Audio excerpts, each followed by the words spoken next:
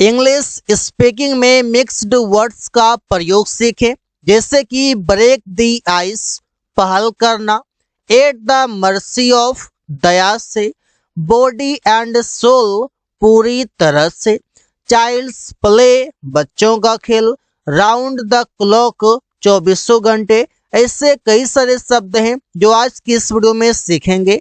Mixed word से अंग्रेजी बोलना फिक्स कर लो, क्योंकि ये सभी वर्ड्स ऐसे हैं जो स्पोकन इंग्लिश में ज्यादातर प्रयोग होते हैं और बहुत ही फायदेमंद है।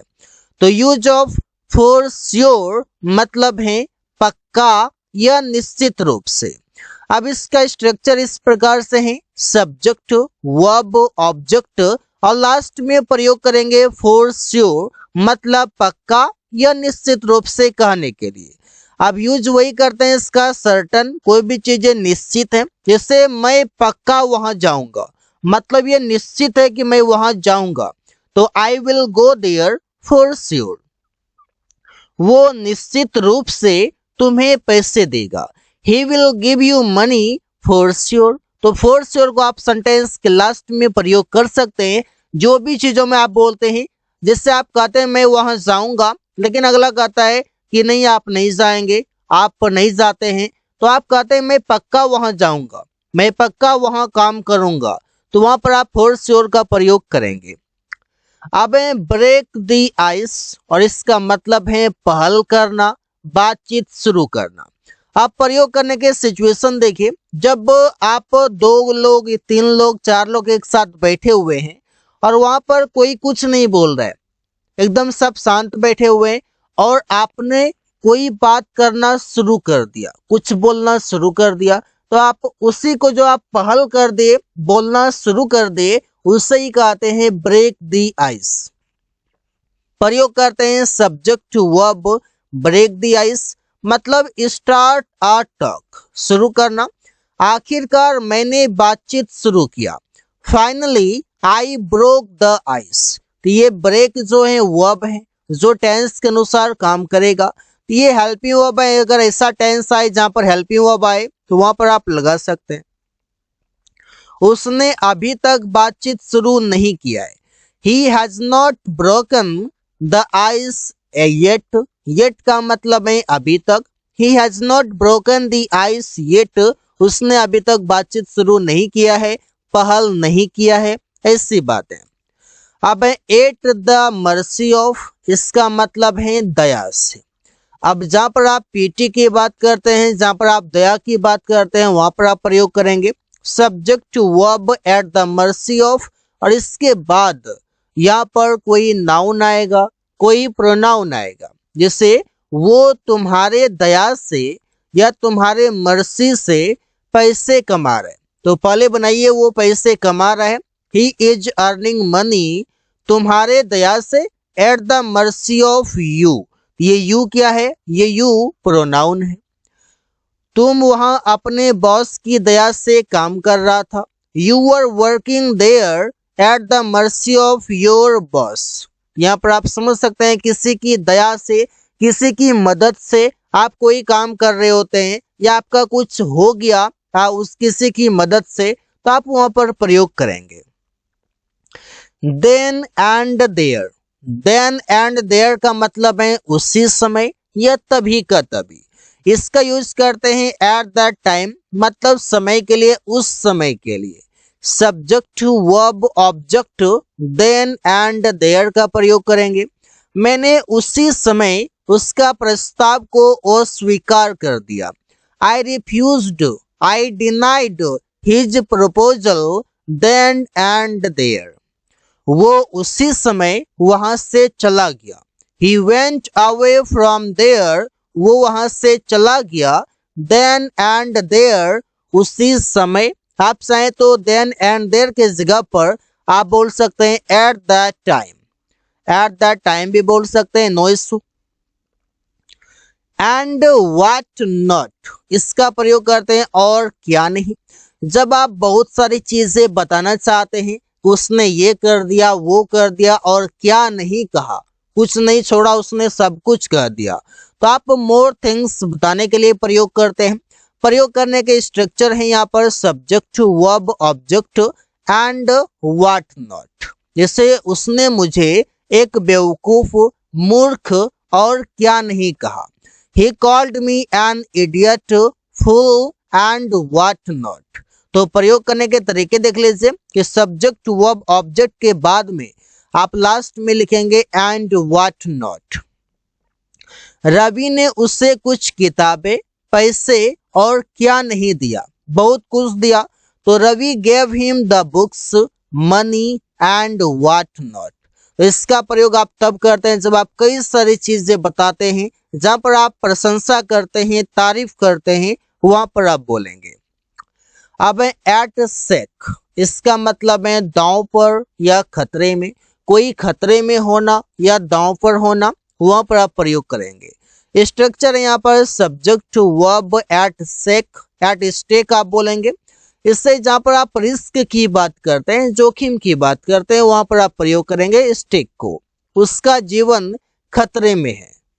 His life is at stake, वो दांव पर काम करता है। ही वर्क्स एट स्टेक, तो एट स्टेक का मतलब हो गया जोखिम में कोई काम करना, रिस्क लेकर कोई काम करना। मोर और लेस, इसका मतलब है करीब करीब या लगभग, जहां पर आप अप्रोक्स की बात करते हैं।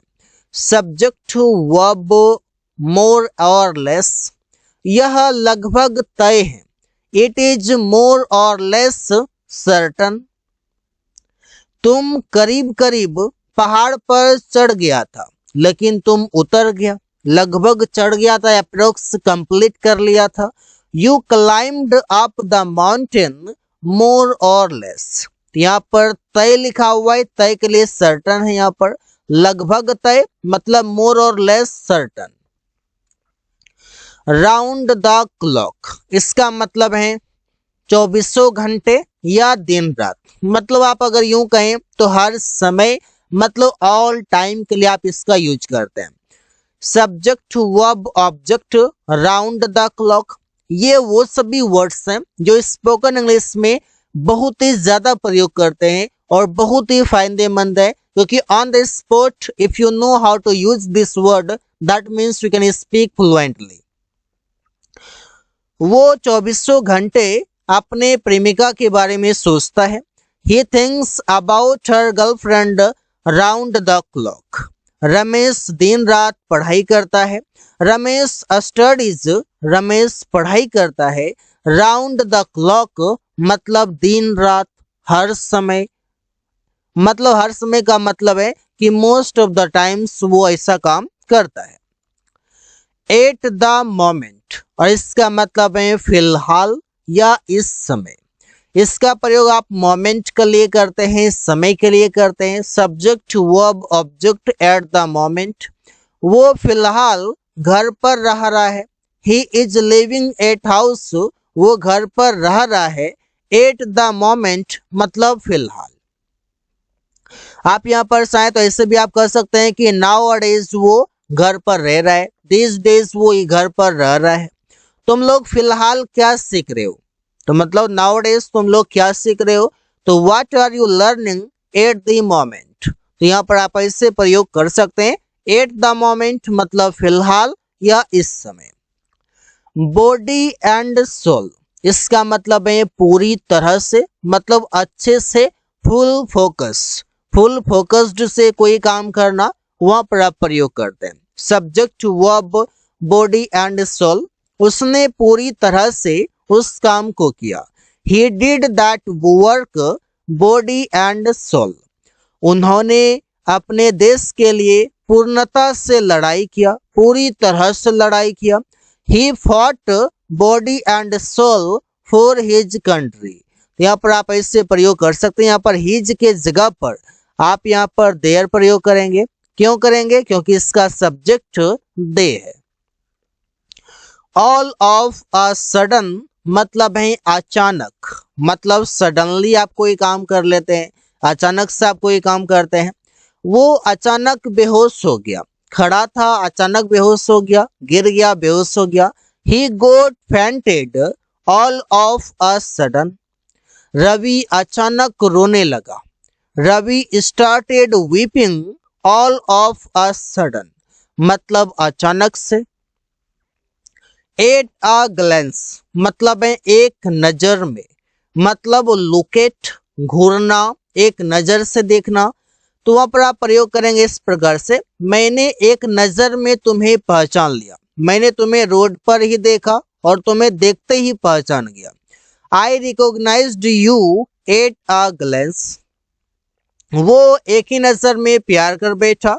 ही fell in love at a glance. तो इससे आप कई सारे सेंटेंसेस बना सकते हैं जहां पर आप एक नजर में की बात करते हैं, ऑन द स्पॉट आप बात करते हैं, तुरंत आप कोई काम को कर लेते हैं, वहां पर आप बोलेंगे।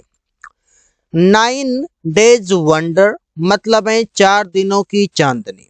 सब्जेक्ट वर्ब 9 डेज वंडर, आप इसका काफी ज्यादा प्रयोग करते हैं कि फॉर सम टाइम कुछ होता है, कुछ समय के लिए आप बोलते हैं। तो जैसे कि 4 दिनों के लिए का मतलब है कि कुछ दिन तो वो अपना खुशी दिखा रहा है, अपना अच्छा दिन दिखा रहा है, लेकिन बाद में उसका फिर वैसा ही होना है। तो यह 4 दिनों की चांदनी है। इट्स अ 9 डेज वंडर, उसका खुशी 4 दिनों की चांदनी है, मतलब कुछ दिनों के लिए है, कुछ समय के लिए है, फिर वो खुश नहीं रह पाएगा। His happiness is a 9 days wonder. तो आप इससे प्रयोग करके सेंटेंसेस बना सकते हैं। स्पोकन इंग्लिश में काफी ज्यादा प्रयोग होता है। चाइल्ड्स प्ले, चाइल्ड्स प्ले का मतलब है बच्चों का खेल। दैट मीन्स अगर आप कहें यूं ही तो आप वेरी इजी आप कह सकते हैं कि काम करना बहुत आसान है, बाएं हाथ का खेल है। इससे कई सारे तरह तरह के शब्द इसके लिए बोले जाते हैं, लेकिन अगर ऐसा कहूं कि बहुत आसान है तो ये ठीक रहेगा। पहाड़ पर चढ़ना बच्चों का खेल नहीं है। To climb up the mountain is not a child's play. Bike चलाना बच्चों का खेल है, तो to ride a bike is a child's play. यहाँ पर आप इससे बोल सकते हैं जहां पर बच्चों का खेल है, बहुत आसान है कोई काम करना, उसके लिए आप प्रयोग करते हैं। So guys, thanks for watching, that's all for today.